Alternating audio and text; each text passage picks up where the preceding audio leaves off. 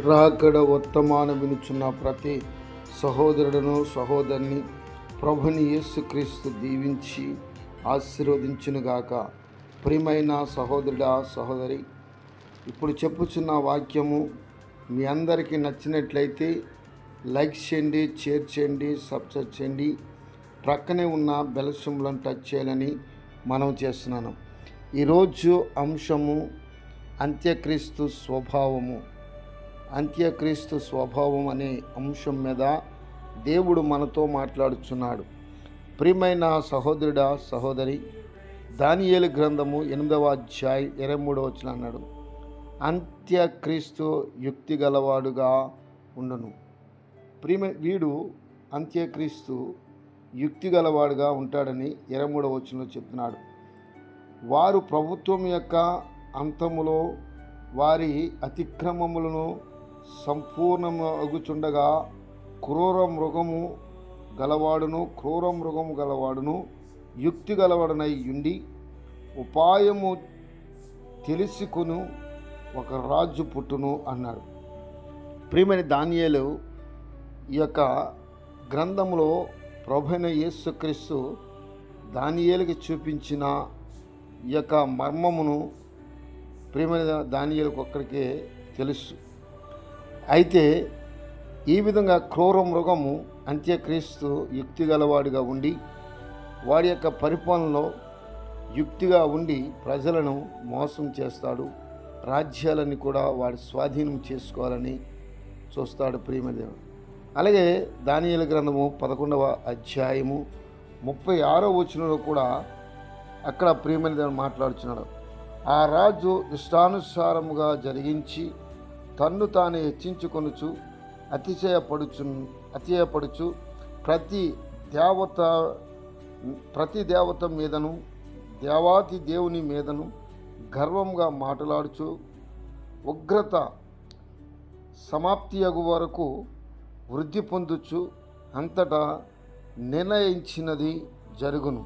అతడు అందరికంటే ఎక్కువగా తన్ను తాను హెచ్చించుకొను గనుక తన పితరుల దేవతలను లక్ష్యపెట్టడు.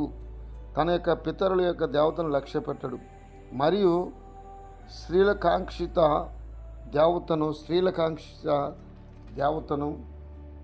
దేవతను కానీ ఏ దేవతను కానీ లక్ష్యపెట్టడు. ప్రియమైన వీడు దేవుణ్ణి లక్ష్యపెట్టడు, మనుషుల్ని లక్ష్యపెట్టడు, అలాగే దేవతలను కూడా లక్ష్య పెట్టకుండా తన యొక్క పితరుల యొక్క దేవతలను కూడా లక్ష్య పెట్టకుండా వాడి యొక్క గర్వముగా నేనే దేవుణ్ణి, నేనే ఈ సృష్టిని సృష్టించిన వాడిగా, నేను ఈ ప్రజలను కలగజేసినని, ఈ విధంగా నేను తప్ప భూలోకంలో రాజు ఎవరు లేరని తన్ను తాను హెచ్చించుకొనుచు తన్ను తానే గర్వముగా ఉండి గర్వము నాశనమునకు ముందు నడుస్తుంది అన్నాడు. అంత్యక్రీస్తు అతిశయపడుచున్నాడు. మనుషులు కొందరైతే రథములు బట్టి గుర్రములు బట్టి అతిశయపడతారని కీర్తనకారుడు మాట్లాడాడు. ఇక్కడ ఈ యొక్క అంత్యక్రీస్తు అతిశయపడుచున్నాడు. ప్రతి దేవత మీదను దేవాతి దేవుని మీదను గర్వముగా మాట్లాడుచున్నాడు. దేవాతి దేవుని మీదే గర్వంగా మాట్లాడుచున్నాడంటే వీడు ఎటువంటి వాడు, ఎటువంటి శక్తి పొంది ఉన్నవాడు మనం చాలా జాగ్రత్తగా గమనించాలని దేవుని పేడ మనం చేస్తున్నాం. గర్వంగా మాట్లాడతాడు, నేనే అని తన్ను తాను హెచ్చించుకుంటాడు. తన్ను తాను హెచ్చించుకొని నేనే దేవుణ్ణి అంటాడు, నన్ను పూజించండి అన్నాడు. కొంతమంది రాజులను వాడు యొక్క వశము చేసుకుని వాడు పరిపాలన చేస్తాడు. అంత్యక్రీస్తు యొక్క పరిపాలనలో క్రైస్తవులు అనబడిన వారికి భయంకరమైన శోధన, భయంకరమైన ఇబ్బందులు, భయంకరముగా చంపబడతారు, భయంకరముగా హింసలు పొందుతారు. ప్రియమైనది కనుక అంత్యక్రీస్తు అంటే క్రీస్తు యొక్క రాకడకు ముందు ఇవన్నీ కూడా జరుగుతాయి. కనుక మనము చాలా జాగ్రత్తగా ఈ యొక్క అంత్యక్రీస్తు కన్నా అపవాది కన్నా తెలివిగా వివేకము కలిగి మనం ఈ లోకంలో జీవించాలి, బ్రతకాలి, మన యొక్క విశ్వాస యాత్రను ముగించుకోవాలని దేవుని పేడ మనం చేస్తుంది.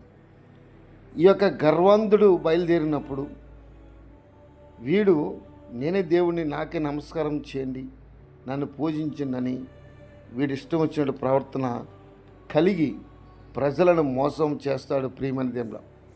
కనుక మనము ఇటువంటి ఈ గర్వంధుని యొక్క మాటలు మనం విని మోసపోకుండా మెలకు కలిగి ప్రార్థన చేస్తూ అంత్యక్రీస్తు యొక్క పరిపాలన మనం చూడకుండా రహస్య రాకడలు ఎత్తబడటానికి సిద్ధపడి ప్రభువైన ఆ యొక్క పెండ్లి విందులో మనము పాలు పొందాలని దేవుని పేడ మనం చేస్తున్నాం.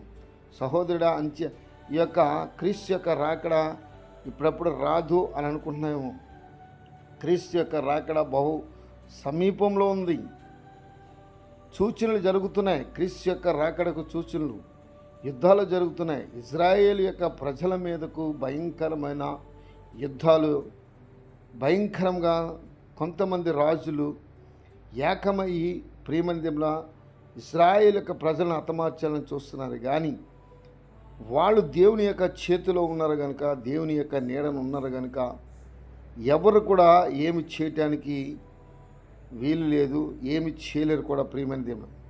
ఎందుకంటే దేవుని యొక్క రెక్కల చాటున వారు భద్రత కలిగి ఉన్నారు. దేవుడు ప్రపంచానికి రాజధానిగా ఆ యొక్క యెరూషలేమును ఏర్పాటు చేసుకుంటున్నాడు కూడా. కనుక ఆ యొక్క యెరూషలేముని నాశనం చేయాలి, ధ్వంసం చేయాలని ఎప్పుడు ఈ పరిశుద్ధ గ్రంథము ఈ యొక్క ప్రియమందిరంలో భూమి పుట్టిన కానించి హతమార్చాలని చూస్తున్నారు. కానీ ఎవరి వల్ల కాలేకపోతుంది. ఇప్పుడు ఇరాన్ ప్రియమందిరంలో ఇజ్రాయేలుకు జరుగుతున్న ఘోరమైన యుద్ధం జరుగుతుంది. గాజావారు చేశారు. కానీ దేవుని యొక్క ప్రణాళికలో దేవుడు ఏర్పాటు చేసుకున్న ప్రజలు ఆయన చేతి కింద ఉన్నారు కనుక ఎవరు కూడా ఏం చేయరు. కనుక అంత్యక్రీస్తు వాడు వేషం వేసుకుని వాడు ఈ యొక్క రాజుల యొక్క ప్రేమ కొంతమందిని ఏర్పాటు చేసుకుని వాడు బయటపడతాడు. అప్పుడు ప్రపంచము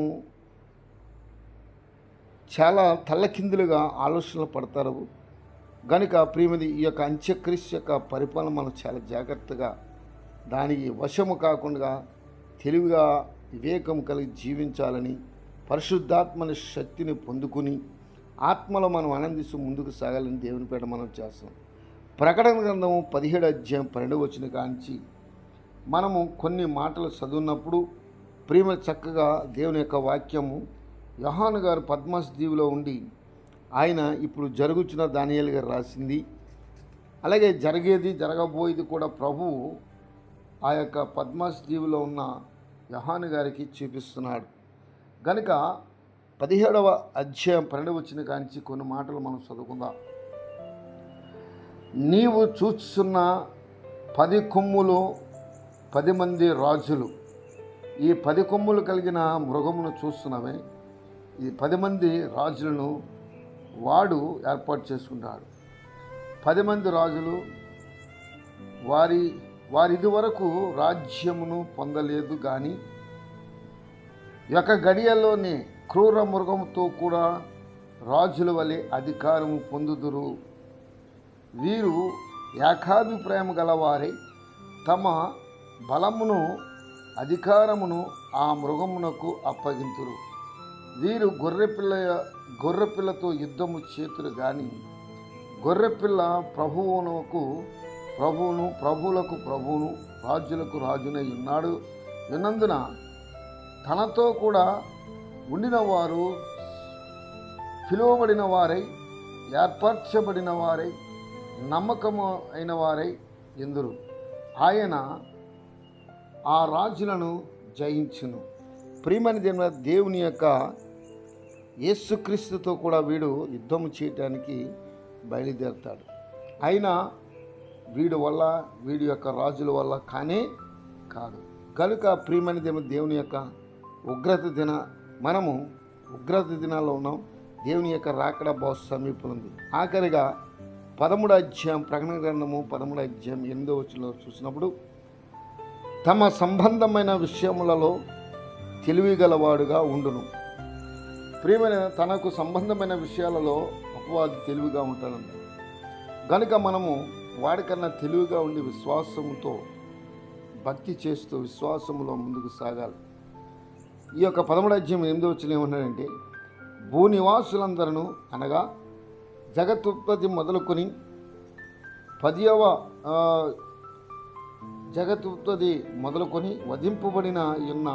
వధింపబడి ఉన్న గొర్రెపిల్ల యొక్క జీవగ్రంథమందు ఎవరి పేర్లు వ్రాయబడలేదో వారు ఆ మృగమునకు నమస్కారము చేయుదురు. గనుక ప్రియమైనది ఏమిరా, ఎవడైనను చెవిగలవాడైతే వినును గాక అన్నాడు.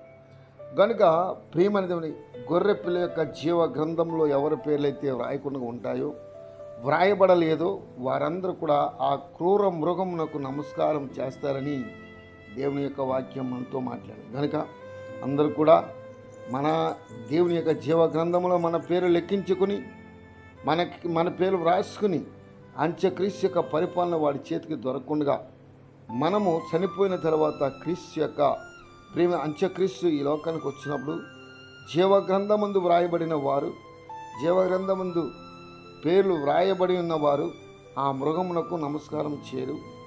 ఎవరి పేరైతే జీవగ్రంథంలో లేదో వారందరూ కూడా అంత్యక్రీస్తుకి నమస్కారం చేసి సాగిలపడతారని దేవుని యొక్క వాక్యం మనతో మాట్లాడింది. కనుక ఆ గర్వంధుడు, అహంభావం గలవాడు, అతిశయపడుచున్నవాడు, గర్విష్ఠుడైన ఆ యొక్క అంత్యక్రీస్తు యొక్క పరిపాలన మనము ఉండకుండా వాడికి నమస్కారం చేయకుండా విశ్వాసం ఉంచి క్రీస్తునందు భయభక్తులు కలిగి మనం ముందుకు సాగుదాం. దేవుడి యొక్క మాటలు దీవించి ఆశీర్వదించిన ప్రార్థన. మమ్మల్ని వీకులుగా ప్రేమించిన మా యేసయ్యా నీకు వందనాలు, స్తోత్రాలు తండ్రి. ఇప్పటి వరకు చక్కని మాటలు మాకు అందించావు. రాకడ విషయంలో దేవా నాయన, భయంకరమైన క్రూర మృగము, భయంకరమైన అంత్యక్రీస్తు యొక్క గర్వ స్వభావం కలిగివాడు బయటపడినప్పుడు వాడు తను తాను హెచ్చించుకుంటాడు. వాడు కొంతమంది రాజులను ఏర్పాటు చేసుకుని యుద్ధం చేస్తాడని మాట్లాడావు. వాడు యుక్తిగా ఉంటాడు. ఆదిలోనే సర్పము యుక్తి గలదని రాయబడి ఉన్నది. కనుక ఆ సర్పమునకు సంబంధించిన అంత్యక్రీస్తు యొక్క వాడు కూడా యుక్తిగా ఉండి ప్రజలను మోసం చేస్తాడని కొన్ని మాటలు విన్నాం తండ్రి. యేసయ్యా నీకు వందనాలు. వినిచున్న ప్రతి కుటుంబం, ప్రతి బిడ్డలను కూడా దీవించి ఆశీర్వదించిన ఆయన. చదువుకొనుచున్న విద్యార్థులను వారి యొక్క చదువుల విద్యలో జ్ఞానముల వయసులో నాయన ప్రతి దేశంలో ప్రతి రాష్ట్రాల్లో ఉన్న ఆ విద్యార్థులందరినీ కూడా దీవించుము, ఆశీర్వదించుము నాయన. వారి యొక్క చదువులను తోడుగా ఉండి నడిపించమడుగుతున్నాను దేవా నీకు వందనాలు, స్తోత్రాలు తండ్రి. అలాగే నా ప్రభు యేసయ్యా నీకు వందనాలు నాయన. మా దేశ నాయకులను, మా రాష్ట్ర నాయకులను, ముఖ్యమంత్రులని, ప్రధానమంత్రులని దీవించుము, ఆశీర్వదించి మహిమ చేత నింపి నడిపించమడుగుతున్నాను నాయన. పోలీసు అధికారులను కూడా వారి కుటుంబములను దీవించి ఆశీర్వదించు నాయన. దేవా జిల్లా కలెక్టర్లను, అధికారులను నాయన, సాఫ్ట్వేర్లను, అలాగే ఇంజనీర్లను అందరిని కూడా దీవించి ఆశీర్వదించి వారి కుటుంబములను బలపరిచిన ఆయన నీకు స్తోత్రాలు తండ్రి. అదేవిధంగా రోడ్డు మీద ప్రయాణం చేస్తున్న బిడ్డలను నాయన, నడక ప్రయాణము, అలాగే సైకిల్ ప్రయాణము, మోటార్ సైకిల్ ప్రయాణము దేవా, కారుల మీద, ఆటోల మీద, బస్సుల మీద, లారీల మీద ప్రయాణం చేస్తున్న వారు, అలాగే ట్రైన్లో ప్రయాణం చేస్తున్న వారు, విమానంలో ప్రయాణం చేస్తున్న వారిని, అలాగే హెలికాప్టర్లో ప్రయాణం చేస్తున్న అంతరిక్షాల్లో ప్రయాణం చేస్తున్న వారికి నీ హస్తము, నీ కాపుదల, నీ కృప తోడుగా ఉంచి నడిపించుము, బలపరచుము దేవానికి స్తోత్రాలు తండ్రి. అలాగే నా ప్రభా వినిచున్న ప్రతి యవనస్తులను కూడా దీవించి ఆశీర్వదించుము. అందరికీ నీ కాపుదల దయచి కష్టపడి కూలి పని చేసుకుని వచ్చిన వారిని కూడా దీవించి ఆశ్రయించు. చిన్న చిన్న జాబులు చేస్తున్న వారిని కూడా నాయన దీవించి ఆశీర్వదించు. జాబులకు నాయన అప్లికేషన్లు పెట్టిన వారికి జాబులు రావడానికి కృప అనుగ్రహించి నడిపించి దేవా నీకు స్తోత్రాలు తండ్రి. అలాగే సంస్థల యొక్క నాయకులను, ఆయన బిషప్లను, రెవరెండ్లను నాయన ప్రతి ఒక్కరిని కూడా దీవించి ఆశీర్వదించి అడుగుతున్నాను.